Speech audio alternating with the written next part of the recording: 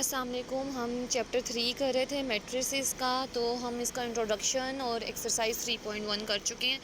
Inverse of matrix, inverse find करना है। Just square matrix का इन्वर्स एग्जिस्ट करता है, लिखा हुआ है only square matrices can have a inverse. Inverse unique होता है, इसका मतलब है एक ज़्यादा इन्वर्स नहीं हो सकता। ठीक है, inverse of matrix A is unique. Inverse के लिए क्या ज़रूरी है कि अगर आप मैट्रिक्स को उसके इन्वर्स से मल्टीप्लाई करेंगे तो आंसर आपके पास आइडेंटिटी आएगा। जैसे कि ये यहाँ पे लिखा हुआ है ए इंटू ए इन्वर्स या A inverse into A, answer आपके पास आइडेंटिटी आना चाहिए।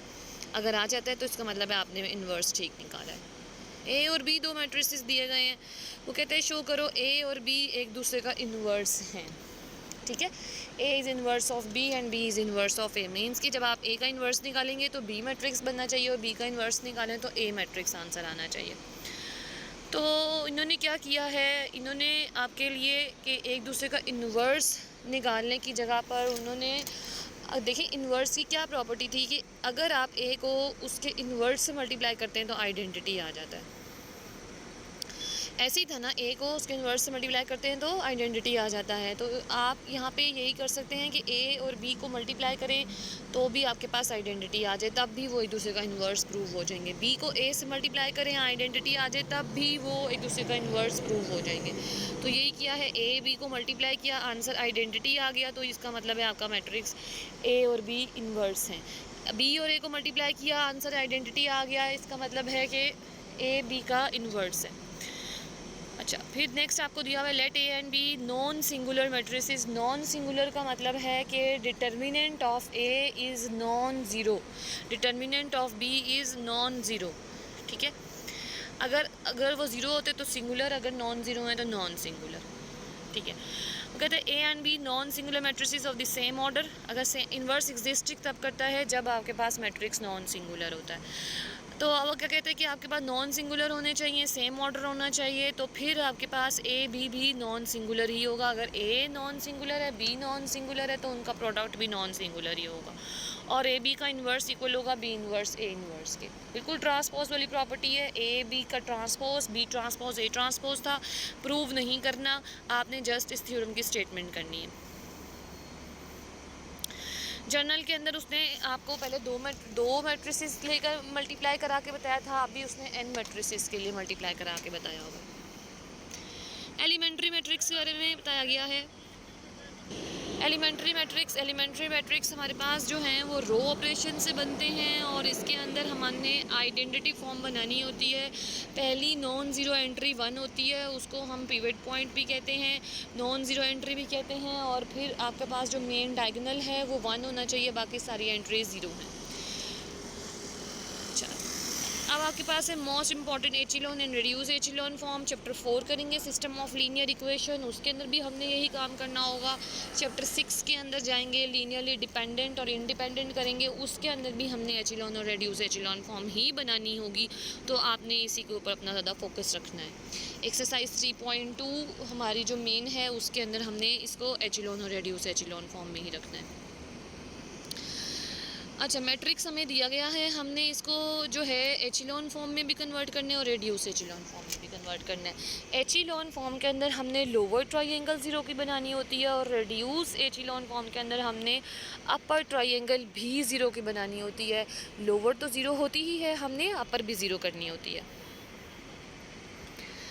तो सबसे पहले हम इसको एचिलॉन फॉर्म के अंदर कन्वर्ट करते हैं। तो हमारा जो मैट्रिक्स था, अगर आप लोग देखें तो कुछ मैट्रिक्स इस तरह से दिया गया था 1 2 -5 -4 1 -6 6 3 -4। आपने इस 1 के नीचे पहला आपका स्टेप है, आपने पहली नॉन ज़ीरो एंट्री 1 बनानी है। तो ये ऑलरेडी 1 है, तो हमें ऐसा कुछ करने की ज़रूरत ही नहीं है।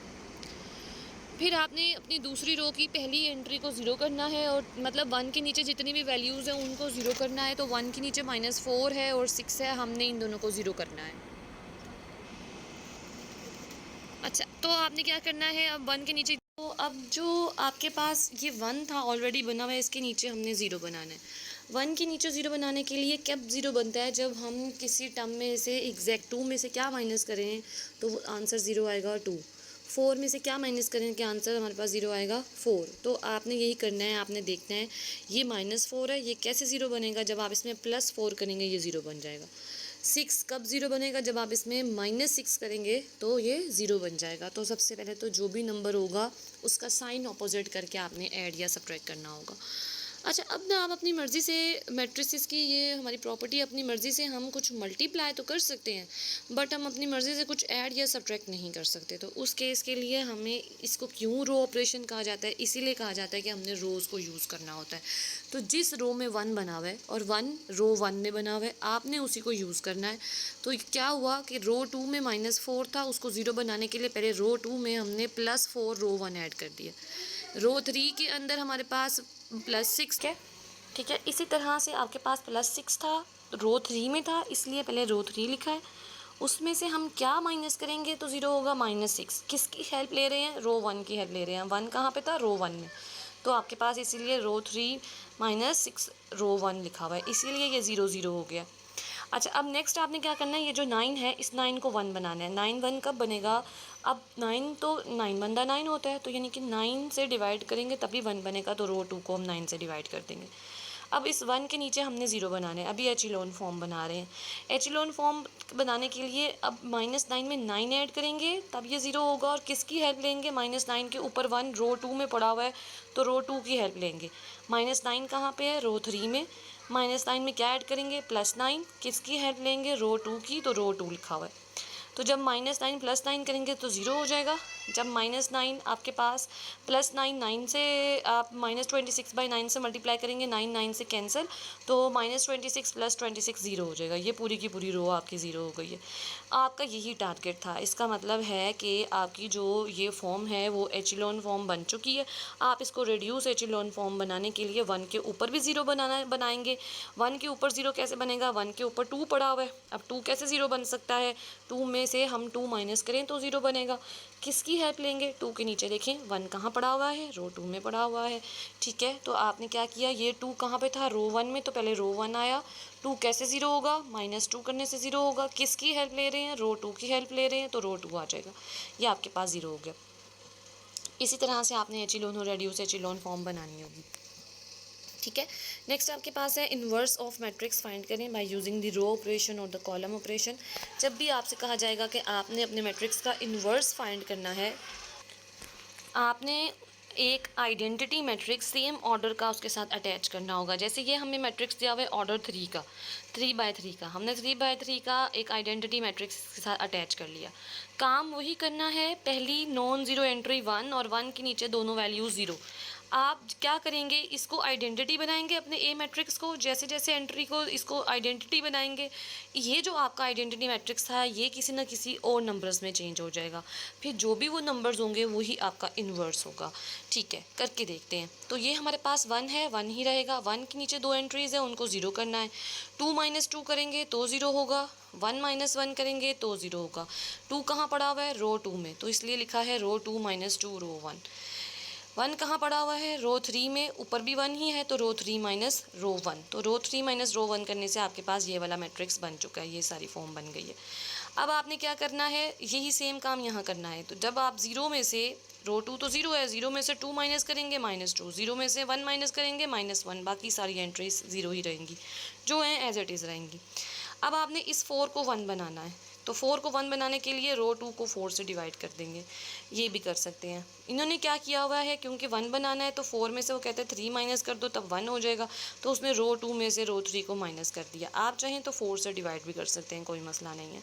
नेक्स्ट आपने इस 4 के नीचे ये 3 है, यानी कि ये 1 के नीचे 3 है, आपने इसको 0 करना है। इसको 0 करने के लिए 3 कहाँ पड़ा हुआ है, रो 3 में पड़ा हुआ है, और इसमें क्या माइनस करेंगे तो 0 होगा। 3 माइनस करेंगे, किसकी हेल्प लेंगे, रो 2 की हेल्प लेंगे, तो रो 3 - 3 रो 2, ये देखिए ये आपके पास 0 हो गया। अब आपने इस 3 को 1 करना है। 3 1 कैसे होगा, आप जब इसको 3 से ही डिवाइड करेंगे, इन्होंने रो 3 को 3 से डिवाइड कर दिया। ये आपकी एचिलोन फॉर्म बन चुकी है। रेड्यूस एचिलोन फॉर्म बनाने के लिए आपने इस 1 के ऊपर -2 है, इसको 0 करना है, ये 3 है, इसको 0 करना है।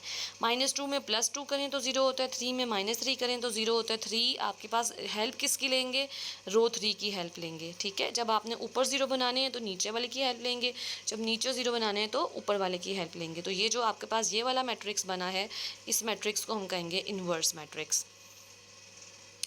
रैंक ऑफ अ मैट्रिक्स क्या है? रैंक ऑफ अ मैट्रिक्स हमारे पास number of non zero rows in echelon और रेड्यूस एचिलोन फॉर्म है। जैसे कि अभी हमने पीछे क्वेश्चन किया था, इसके अंदर एक पूरी की पूरी रो ज़ीरो हो गई थी, इसका रैंक हमारे पास 2 था। और ये वाला अगर हम देखें तो इसके अंदर कोई भी रो हमारी ज़ीरो नहीं हुई, तो इसका रैंक हमारे पास 3 है। हमने बनानी एचिलोन और रेड्यूस एचिलोन फॉर्म ही है। तो ये हमारे पास मैट्रिक्स दिया हुआ है।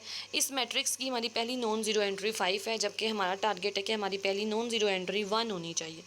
तो उस केस के अंदर हम क्या करेंगे, हमने देखा कि रो 3 के अंदर -1 पड़ा हुआ है, तो हम इन दोनों को इंटरचेंज कर देंगे।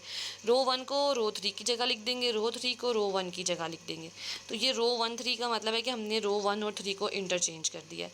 फिर हमें -1 नहीं चाहिए, हमें पहली नॉन ज़ीरो एंट्री 1 चाहिए, तो हम अपनी रो 1 को -1 से मल्टीप्लाई कर देंगे। फिर हमारा अगला टारगेट है कि हमें 1 के नीचे 0 चाहिए, आपने वो 0 बनाने हैं। सेकंड रो की सेकंड एंट्री आपने 1 बनानी है, देन आपने उसको नीचे 0 बनाना है। तो आपको नज़र आ रहा है आपकी एक रो पूरी की पूरी 0 हो चुकी है। तो आपकी नंबर ऑफ नॉन ज़ीरो रोज़ कितनी है? 2। तो रैंक भी आपका 2 ही होगा। ये सेकंड मेथड दिया हुआ है, सेकंड मेथड को हम नहीं देख रहे हैं, हमने जस्ट फर्स्ट मेथड ही करना है, ताकि एचिलोन और रेड्यूस एचिलोन हमारी पक्की हो जाए। अच्छा, फिर उसके बाद उसने कहा है कि अगर आप रो रैंक निकालें या कॉलम रैंक निकालें, ये इक्वल होते हैं, तो आपने थ्योरम याद रखना है, just statement row rank and column rank are equal. Exercise 3.2 question number 1 के डायगोनल मैट्रिक्स का इन्वर्स डायगोनल मैट्रिक्स ही होता है, स्केलर मैट्रिक्स का आपके पास इन्वर्स स्केलर मैट्रिक्स ही होता है, एमसीक्यूज़ के अंदर है। क्वेश्चन नंबर 2 पहले 5 पार्ट एज आ एमसीक्यू, आपने जस्ट इनकी स्टेटमेंट को करना है। क्वेश्चन नंबर 3, ए अगर इन्वर्टिबल है, इन्वर्टिबल मीन्स कि उसका इन्वर्स एग्जिस्ट करता है, इन्वर्स एग्जिस्ट करता है तो मतलब कि वो नॉन सिंगुलर है। अगर ए इन्वर्टिबल है और ए बी का प्रोडक्ट 0 हो रहा है, तो फिर आपने याद रखना है कि बी 0 होगा, ये स्टेटमेंट करनी है। क्वेश्चन नंबर 4, ए और बी डिफरेंट आपके n बाय n के मैट्रिसेस हैं जिनकी एंट्रीज रियल हैं। अगर ए स्केयर बी इक्वल है बी स्केयर ए के और ए क्यूब इक्वल है बी क्यूब के, तो आपने याद रखना है कि ए स्केयर प्लस बी स्केयर कभी भी इन्वर्टिबल नहीं होंगे, मतलब उनका इन्वर्स एग्जिस्ट नहीं करेगा, मतलब वो नॉन सिंगुलर होंगे। तो ये सारे क्वेश्चन आपने एज आ एमसीक्यू स्टेटमेंट याद रखनी है। क्वेश्चन नंबर 5 से हमने करना है find the inverse of the following matrices. अब आप क्वेश्चन नंबर 5 का फर्स्ट पार्ट देखें, तो आपने जस्ट इसको आइडेंटिटी बनाना था। तो के वाली एक टर्म है जिसका इशू है, ये के वाली टर्म एक्स्ट्रा है, आपने एक आइडेंटिटी मैट्रिक्स अटैच किया। के आपके पास रो 1 में है, हेल्प आपने रो 3 की लेनी है, तो रो 1 में से आप माइनस के रो 3 करेंगे, इन्वर्स निकल आएगा। बहुत सिंपल है, इस तरह के क्वेश्चन बिल्कुल पेपर में नहीं आते। क्वेश्चन नंबर 2 बहुत सिंपल है। हाँ, 3, 4, 5 एंड 6 ज़रा इंपॉर्टेंट भी हैं और इन्वर्स वाले भी हैं। जैसे कि हम 5th पार्ट देख लेते हैं, क्योंकि उसके अंदर एंट्रीज हमारी कम्प्लेक्स हैं।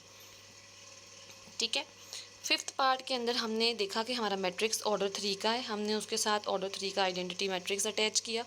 जब आइडेंटिटी मैट्रिक्स अटैच कर दिया, हमें नज़र आ रहा है कि पहली एंट्री अयोटा है और हमें तो पहली नॉन ज़ीरो एंट्री 1 चाहिए। तो रो 3 की पहली एंट्री -1 थी, रो 1 3 करके इनको इंटरचेंज करेंगे। पहली एंट्री हमें 1 चाहिए जबकि -1 है, -1 से मल्टीप्लाई करेंगे। फिर आपने 2 और अयोटा इन दोनों को 0 करना है, 0 करने का मेथड आपको सिखा दिया गया है। फिर आपको नज़र आ रहा है कि रो 2 के अंदर 0 है जबकि रो 3 में -1 है, हमें तो रो 2 के अंदर -1 चाहिए, तो हम इनको पहले इंटरचेंज करेंगे, फिर हम 1 से माइनस से मल्टीप्लाई कर देंगे। ये हमारी एचिलोन फॉर्म बन चुकी है। एचिलोन को रेड्यूस एचिलोन में कन्वर्ट करेंगे, यहाँ से ये जो भी मैट्रिक्स बना यही हमारा इन्वर्स होगा। क्वेश्चन नंबर 6 पे आ जाएं। क्वेश्चन नंबर 6 हमारा जो है वो रैंक का नहीं है, सॉरी, उसने कहा कि आपने इसको एचिलोन या रेड्यूस एचिलोन फॉर्म के अंदर कन्वर्ट करना है। तो आपने वही काम करना है, पहली नॉन ज़ीरो एंट्री 1 होनी चाहिए, जैसे कि यहाँ पे पहली एंट्री ऑलरेडी 1 है। 1 के नीचे आपने सबसे पहले 0 बनाने हैं। फिर आपके पास ये -6 है, इसको आपने 1 करना है, फिर 1 के नीचे 0 बनाना है, और फिर आपके पास ये -14 है, इसको आपने 1 करना है, और इस 1 के ऊपर अब आपने दोनों 0 बनाने हैं। ये रेड्यूस एचिलोन फॉर्म बन जाएगी।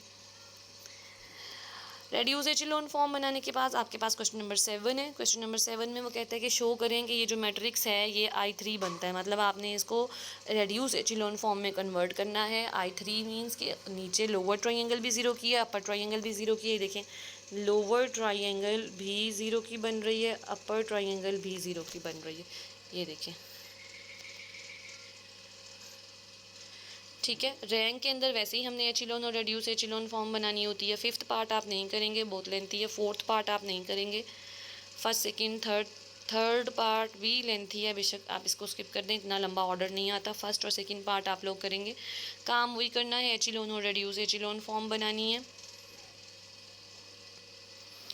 ठीक है, क्वेश्चन नंबर 10 पे आ जाएं। वो कहते हैं रो ऑपरेशन को यूज़ करते हुए शो करेंगे ये जो मैट्रिक्स है इसका इन्वर्स नहीं है।